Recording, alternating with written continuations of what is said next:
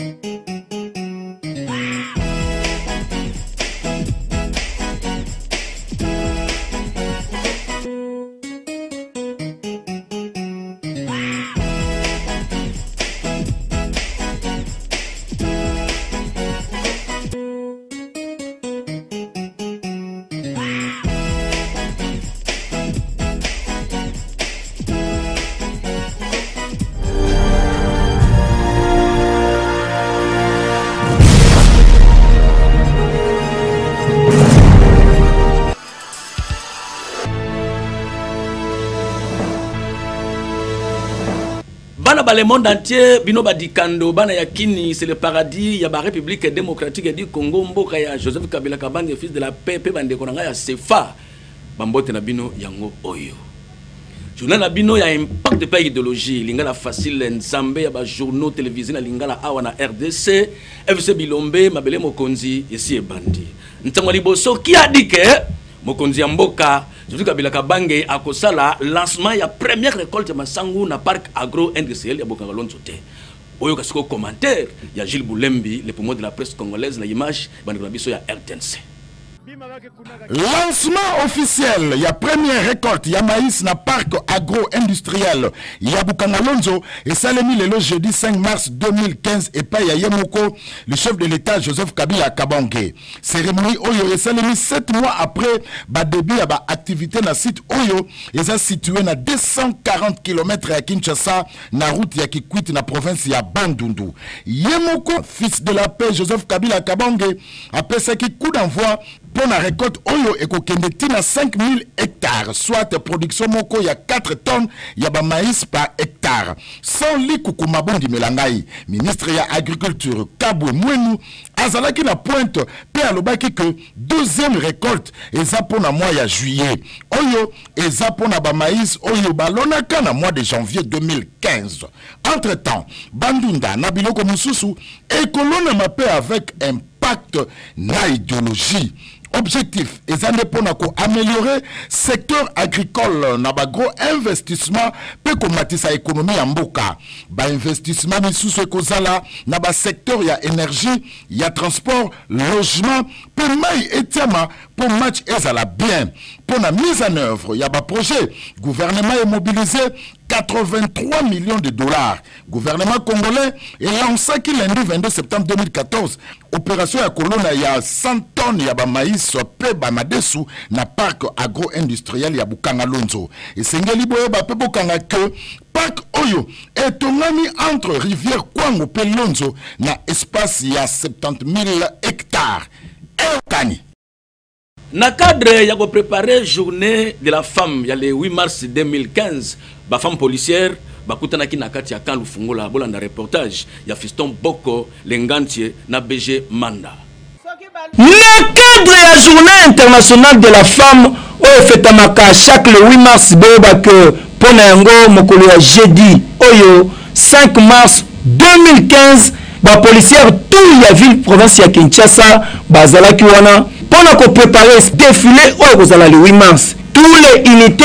qui sont présents avec un pacte d'idéologie. Toujours na coaching ya Yemoko, numéro 1 ya ba policière tout la ville province ya Kinshasa, colonel Timba Magema, Philomène, mwasi ya makasi oya tonda mayele na ndenge ya kosakana te. Bongo tango akota ki Yemoko bozo ba honneur o ba pesa ki ye e sengeli na kibokondi na ye. sima nango tanga azwaki maloba aexplikaki bango na ndenge ya defwa te ndenge nini makambo yango kozala epuis ndenge nini policière akoki komibatela mpo na mokolo wana po journée de la femme ezali kaka mpo na liputa te. Femme policière aza vraiment ya kotelema mpo na milulu oyo ya mois de mars mwasi ya polisi ya sosoli mpenza ke azali n'importe qui te yango tobandi journée yango na baentraînement ndenge bokuti biso awa kotambola pena na mpiko nyonso mpo mwasi se atelemi tolingi kolakisa ke bamama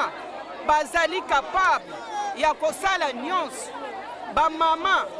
basengeli kosala nyonso na badomaine nyonso yango omoni biso na bafemme policière toza koprepare baaktivité na biso ya mois de mars nde yango omoni tobandeli na entraînement ya défilé okuti tala boyebake baentraînement esalamaki na ndenge ya deux fois te tala neti awa oyo ayebi te azali kokoche na ndenge ya deux fois te nsima ya kosilisa nyonso wana défilé ebetamaki na ndenge ya kosakana te po awa ezali kaka likambo ya kozala mwasi te kasi ezali likambo nde ya kozala pe na mayele pe bwanya po mwasi ezali puta kaka te eza nde pe bongo boye nde ezalaka eyokani.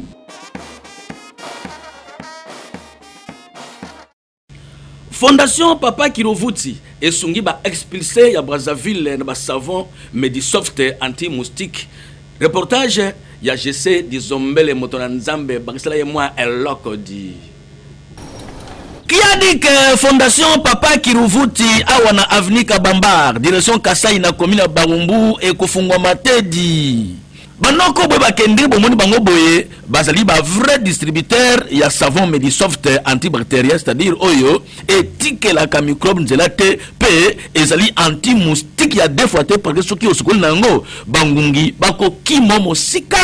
yango na pe na kadongo mona loin président David Katouva avec ba oyo ya yena pointe bakitaki jeudi 5 mars 2015 awa na site ya ba expulsé ya Brazzaville na commune ya Kisasa sur avenue Kabambar pona kokabolela bango ba savon de façon que microbe pe bangungi epesa bango ba maladie te mbala moko bota ndenge bana batoki savon babani pe ko sukola esengo la biso ezali topesi merci mingi na ndenge bandeko na biso ya fondation bakanisi biso mokolo ya lelo na mwa savon antiseptique oyo topesi bango merci mingi nzamba apambola bango asepeli makasi pona pe ndenge tolalaka libanda awa bangungi na mwana kutu bana kutu bazaki mibale moko napesaki na bamaser natikali na mwana moko yango esalingi esengolere mpenza bokaboli basavant okosukola na pokwa bolali mwa moyen ngunga ya koderange na mwana eza te nakolance appel na bato nyonso oyo vraiment na kosala savon oyo ezali mpenza malamu mingi donc eli message moko na kolancer na tina ete tango bokosala savon bokosunga fondation te akita tusu davantage na terrain mpona kosunga bandeko oyo bali na mpasi ebonga nde boye parce que bayebaka moninga malamu na ntango nde ya pasi fondation oyo bakonzi ya mboka esengeli bati ya poids en tout cas yango oyo fondation Papa Kirovuti avec président David Katouva na pointe parce que mosala bakosala yango eza komonana ete ya bino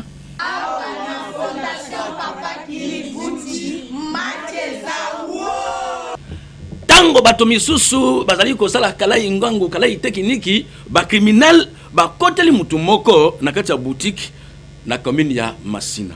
bolanda reportage ya de Chris Atweka na commentaire ya PG Manda likolo ya kozanga courant nde meme sécurité awa na quartier sans fil bondi melangai lokola likama o ekoyaki awa na boutique oyo tato bozali komona azali na hôpital a betamaki na ndenge ya kosakana te ba criminel ba kotelaki na boutique na butu ya jeudi 5 mars 2015 ba betaki ye réglementaire lozaza et sali pasi pe mawa kasi botala bino moko ndenge ba sasaki boutique oyo tala awa ba buki na ndenge ya deux fois te porte ba fongola kiango donc c'est-à-dire papa oyo azalaki na moyen kutu te ya ko se défendre heureusement que tango la police ba ko sala patrouille na butu nde ba yeko découvrir que ba criminel ba kotelaki awa ba zui tata oyo ba kimine na hôpital pasi pe mawa population baleli ba porte nyonso ezalaki ya kokanga ndenge na kanga na momesano babukaki antivol ezalaki libanda batoboli pe fenêtre lisusu yango omoni naye ko se retrouver bato baza déjà na kati bakangi ngai singa na kingo babloke ngai là na komo bouger makasi mpona bima babeti ngai lisusu lichette moke donc wana esimbaki ngai bien te na moto awa donc nazalaki vraiment neutralisé surtout na singo bakangaki ngai na kingo nyonso wana tozomona kaka eza kaka insécurité toza na yango na quartier na biso po la police ezaka moko na niveau ya entrée ya batoa pembeni ya boulevard mais biso na kati kuna toza na insécurité alors partout là lelo ezamba soki ya misato so 4e fois kaka place moko wana il fallait que l'état attribue le Cameroun vraiment toza vraiment dépassé tala ya solo awa bakonzi ya la police malgré tout bobikisi molimo ya moto kasi kosengaki place oyo ba renforcer sécurité surtout que loko la population à Koto bazan la courante insécurité et commis makasi il faut qu'on renforce sécurité awa pour que population à Koto yo baza la peine kimia pour awa na quartier sans fil na commune Masina pasi pe mawa boye penza c'est que bien te ingata Avenue Ikelemba na quartier Matonge na commune Karamo Bandeko Babolingo e bebili susu caméra ya Mikonjoli les qui wana na commentaire ya BG Manda. Et puis babongi sanzela oyo ya Avenue Ikelemba na quartier Matonge na commune ya Kalamu et ça li même pas une année et komi ko beba déjà ceux qui otali na sima ya école Monseigneur Mouké ba marquage et komi ko bunga pour entretenir ça la raté. Tangu topusani avant obima na prince Kasavubu mabulu e salami ya makasi soki kutu mutu kano eza na se moyen kutu ele kamalamu awa ezate et puis ba mabulu oyo boza komona yango ne eza ko provoquer pe ba embouteillage ba caniveau kutu kolobate salité ya danger babongisi bakei sala batera c'était mai nyose koma kutu keno soki mbule beti tokomi ko pepa mai ya kope donc to lembi français milai na TV mais na nini boeloko ezati biso pona ba chinois te ba osela biso musala gouvernement na ba marché na ba pourcentage na pona libango mais esa la moi passe pour prince basali on dirait matière on dirait biscuit on dirait galette on makada mandenge les obuka na pa on dirait biscuit on dirait galette suivi ya bakondezate bakondi baluka mbongo bapesa mutu o abongi asala musala parce que chinois de moyens ça toko senga na ba autorité compétente ya ville bati na ba jeune na bango ya assainissement ya ville pour ba entretien ya banzela pe ko bongisa bisika o eza ya ko beba papa olobi ni pona nzela o nzela o foi basala ba chambre froide akini bakosa bozwa sikoyo oyo chambre froide mayiko froid ipai tout ezana kati kia dike bango kaka nde bakobandaka kotekelaka bato biloko ya kolia oyo ezangati na on dirait que bankolo masolo bazali te banoko boye bake na cadre ya kopesa na population congolaise mingi na bana kini c'est le paradis ya ba République démocratique du Congo ba vivre frère solo pe na talo malamu chambre froide mayiko froid et même libino ba viande de porc cotis tomi pandi et vimba na misuni ba poulet à rôtir pe à bouillir ba poisson noko na ba gessier à bas de poulet pe ezali beaucoup taper les sous makoso ya buka mikuwa avec un peu d'idéologie sans oublier biloko misusu ya deux fois té bien conservé encore que na chambre de froide maïko froid courant et vandaki tok kutu boko ki pe ko somba ba sak ya loso sur place kaka ndenge bomoni biloko na biso eza bien conservé toza na gessier de poulet oyo ba mama balingaka kolia ba papa surtout ba papa oyo ya muluba soko la meli gessier de poulet oyo bango benga mantumbu ya soso vraiment na yebi ke soki ata balobi ke ba semeki batie supu batie biloko songolo balobi libala na yo kufa ekokufa te awa na mekofa biloko nyonso ezali okoya teke okende na chambre froide mususu oyo na moni eloko kuna te awa biloko nyonso ya ndenge na ndenge oyo ezo concerne vivre frais ezao ndeko ya Congo pour la bana tsangu pe moamba adresse yango yo chambre froide mayiko froid sur avenue des Tourneurs numéro 1755 quartier Funa Mosikate na hôtel de la Funa na commune ya Limete pour la bana Lukunga embrumement na terrain te chambre froide maiko froid et telemisa bendele sur avenue Bokassa pembeni ya Kato na commune Kisasa avec un partenaire d'idéologie na maiko froid noko na ngai malili ya Paul Norkutu ekosa maiko froid papa tika soki na yebisio kaka ndenge yo moko moni match eza penza kitoko timbwe kufiawa Pasi pema wa presse congolaise ezali kolela Claude Kamanga Mutonde grand journaliste en Mbokoyo levé du corps na ye salamaki lelo na clinique ya Ngaliema bolanda reportage ya Benjamin Panzu soki yote masi andenga esina kufa kala soki yote masi andenga esina beba kala Banoko Bwebake awa tozalinde na morgue ya clinique Ngaliema jeudi 5 mars 2015 esika famille biologique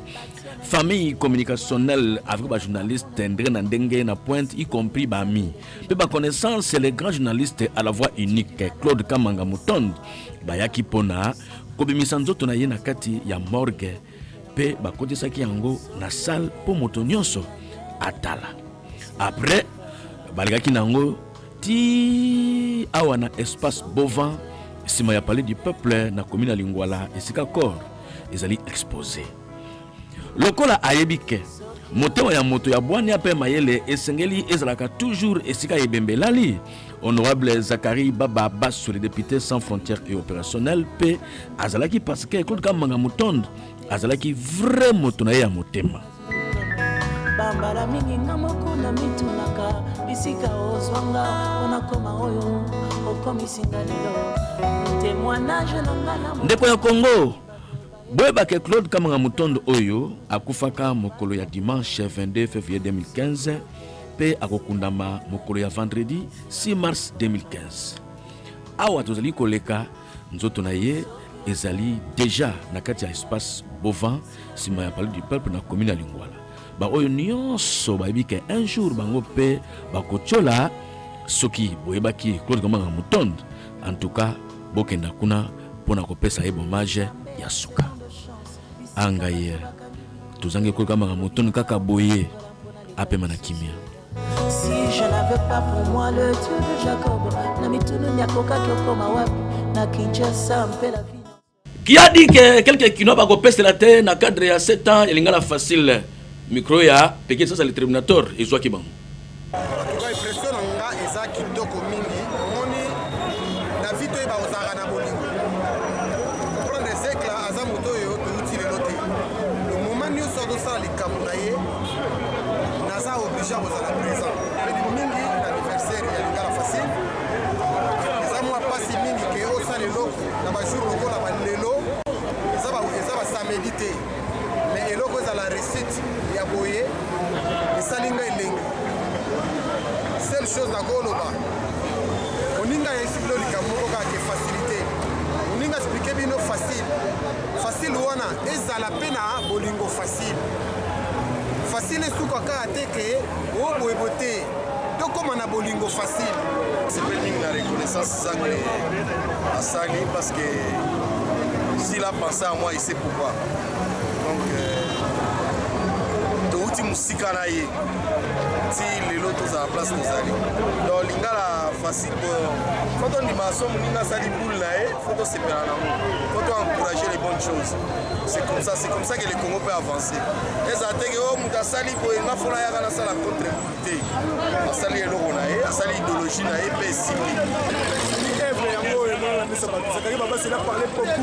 on a vu tant de choses tant d'histoires elo lingala facile yango sota en tout cas mingi ya oloba te nga na okocheka mpona Zachary Baba Bass lingala facile coaching toujours parce que akoche aboti bana bakoko bayebele lelo bachaine nyonso bakoma ba Zachary Baba Bass na bango ngai moda show misa papa chéri l'homme qui a mis l'eau dans le coco en tout cas merci mingi na lingala facile na 7 ans oyo bakokisi osentir mpena ke information evanda ozomprendre masolo evanda ebimisa mpe bato ebele mpe bazwi misala ndenge ye moko babase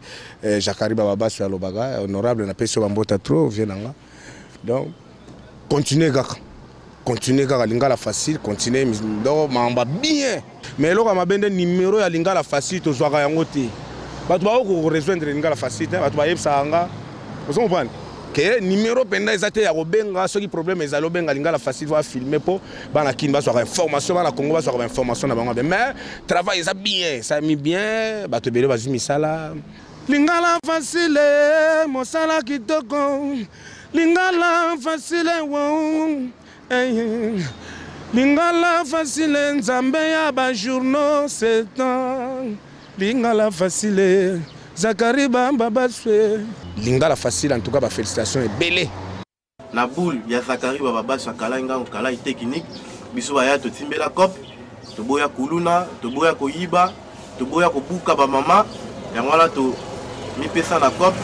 to landaka toujours idéologie ya Zakari Bamba Baswe kala nga kala technique ya ngala vandi toujours kumbela masolo ba bon anniversaire na Lingala facile on m'appelle honorable Zakari Bamba Baswe. Dimanche, le 8 mars 2015, et Koyinda Mabe Nakati Alemba, parce que aux Mokolo, Nevada Lipombo a fêté 30 ans, il y a carrière naye en tant que cambiste de Mambokoyo. Bolan de reportage, il y a Gogo Yongolo, Nabilili, il y a Jerry Ngala. Motobo Lukaka! Yeyo! Nevada Lipombo, Mbiaka Yalemba, Pe Moninga ya Igo Tanzambi, depuis Badego Kaodi. Banoko boy ba ke sérieux na ye na mosala ya ko changer ba mbongo esali ke dimanche le 8 mars 2015 oyo asalisa mama na fête pona ko sepela 30 ans ya carrière na ye mbala moko pe na anniversaire na pointe mais avant boko zana nanu match ya football loisir entre ba cambiste ya place Ego Tanzambi ex le château contre ba vétéran ya Lemba à partir de 13h na terrain GD na Lemba toujours simonango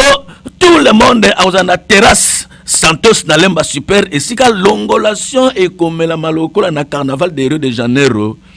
bon na kada mona loin ba oyo nyonso ba mesana ko vanda pembeni ya Nevada Lipombo grand cambiste moto na 30 ans ya ko manipuler toi kene bakini avec un pas d'idéologie ba lisa ki lokole oyo aza moningo oyo ngai i pauvre Ego Tanzambi personnam ayela ki ngai na maboko awa ono aminanga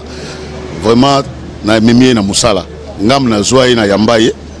na ndenge asali musala na ye malamu ndenge musalo eza musala mbongo faut za correct tonyate honoré non pas koufi mais vivant yango na osenga na ba onus ba ibe ba na Lemba ba ya dimanche wana le 8 so le lot oza bo pona boulot to landa le pona ba donc poser esprit de pepele à blaguité. Félicitations vieux trotika yote qui peut tirer bisoté ba na Lemba tout to bi ezali ancêtre et le vrai ancêtre Lemba ezali yo to vieux kena liboso boy la boka ke dimanche 8 mars 2015 à 6h et ko zalande messe d'action de grâce nanu na paroisse Saint-Augustin ya Lemba pona okumisa nzambe nkolo mokili kasi bana Lemba nyonso boy bake rendez-vous et ko zala kaka na terrain GD esika Nevada Lipombo akozela bino angaye bakolo pe maboko makolenga toujours ngala ngomokeli Société Beltesco Nkolomboka elongo na produit na yango Diva et cause la présente na marche de santé ba mama le dimanche 8 mars 2015 ba image oyo elle tourner na Jerry Golima anti hydroquinone motona ar na caméra di na cadre ya komona loin encore que mois de mars ezali sanza ya basi Société Beltesco Nkolomboka avec produit na yango Diva na pointe oyo ba mama lula et cause la comme moko ya ba sponsor ya deux fois na 4e édition ya marathon de femmes pour la marche de santé oyo ko salema mokolo ya dimanche 8 mars 2015 à 8h Kobanda na boulevard Triomphal 24 novembre ti na parking à Grand Hôtel à Kisasa et sika 500 prix à gagner et kotiama pour na ba 500 premières basi oyo ba koma avant pe masolango et ko salema ndena tirage au sort pour yango boki maka déjà mbangu pour na ko salisa inscription na free box pembeni ya rond-point Forestcom na commune ya Gombe ba mama eza nango cherté eza la bino ba étudiante ba cadeau bo gagner za yele lokola ba congélateur ba fer à repasser ba TV plasma ba thermos ba ventilateur ba vélo ba groupe électrogène bilo misusu ya deux fois té et bon 14h nzambe boko zuande show ya deux fois té avec fali poupa pour azi pa bino maputadi avec Diva na société Beltosco encore moko na pointe marche santé oyo eko simba na cadre ya journée de la femme dimanche 8 mars 2015 DirecTV eko beto match ya nzango pe ya football loisir eko inda mabe reportage signé Flori Manda le coach JTLF na cadre ya 7 ans ya lingala facile pe ya mois de la femme complexe épidé et sali honneur na ba mama ya nzango na site na ye ya Kinkole et sika mo bange ya ba match ya nzango ekobetama. Les amis de Direct Télévision et surtout Yalingala Facile, numéro 6 Nabino, hein? Na défi numéro 6, mon Lionel Messi. En tout cas, nous vous invitons tous, toute le maman, tout le papa, parce que ma papa, il y a quoi accompagner maman, hein? Au surveiller maman. Donc je vous prie, il y a quoi belé, hein? Epidei, Elengi, Anna Kinkole. Boye belé, na epidei, ma solo bien. Donc quand on me dit olingi liboke ezali olingi o ezali awa nyonso ezali boya le witu wana ekoyinda na lingala facile hein Chitunga. Donc tous à Kinkole espace everyday le 8 mars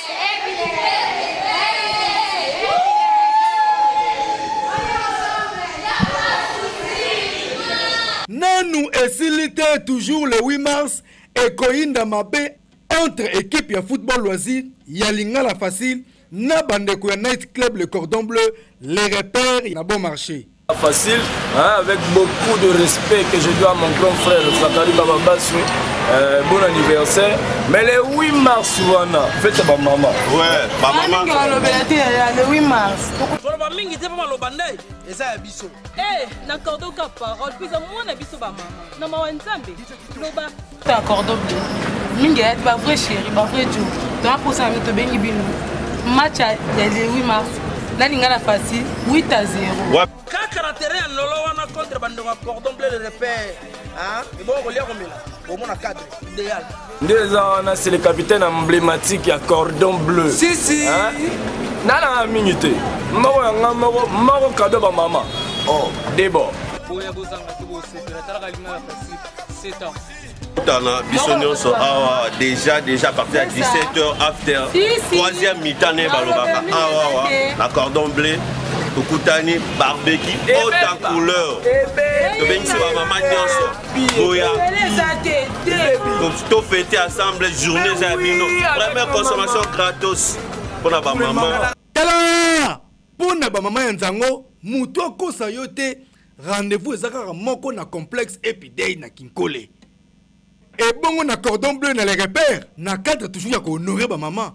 Na les repères, na cordon bleu. Na bon marché. Yes all.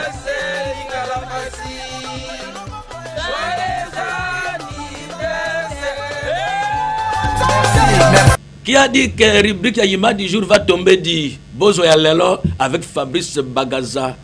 na pointe.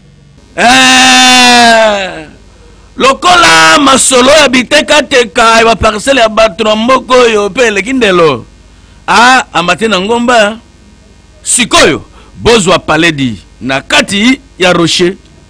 ebongo ya boy soki na mosika amonika ke tracteur ezo matabakoto yo avec boule ya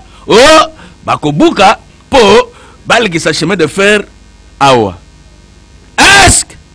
na kada nango esila raté talandenge nini journal lingala facile FC Bilombe comme na suka na yango mais ton page rose awa to pesi ba bon anniversaire na Audace Bandengi monteur ya Swahili facile et puis na ko remercier équipe o esimba ki masolo ba wa simba bibende chef d'édition Jesse Dizombele Motonanzambe assisté na BG Manda serveur central et simba ki na Flori Manda le coach JTLF et puis na caméra to la ki na Jerry Golima anti hydroquinone motona art montage et simba ki avec un partenaire d'idéologie ba monteur ou ba bogos lokola Blaise Belongo Bebel na Gelor Ismaboko mon ami Gelor et puis journal Oyo en tout cas na dédié à ngoma maman nyonso parce que sanza Oya Mars eza sanza lingana facile botama eza pe sanza ngape na botami comme présentateur ya mokolo ya lelo. Bonne fête ya mois de la femme manioso ya kini pe ba le monde entier. Mais l'ICC ezali lisese oyo euti epai ya mosali ya nzambe Jacques 4:14 alobi boye oyo okozala lobi oyebi no te mpo oza lokola londende oyo ebimi mpo na mwa ntango moke mpe nsima elimwe ngai mpo na lelo nakopanzana te nobima na gauche te nobima mpe na droite te mais funa sikisa bino ti ngai ki adiki ancien bogar akomete journal te. Merci mingi ponde bozalaki ebele liboso ya ba poste téléviseur na bino pona kolanda journal na bino oyo esepesaki bino oyo zo continuer toujours na kosepesa bino mais pona lelo notre kaka devoir moko Exode 14:14 awa na lingala facile iko kelo kenda bambangu baleka tozana na biso poli mais pona nga lelo na opanzana na panzani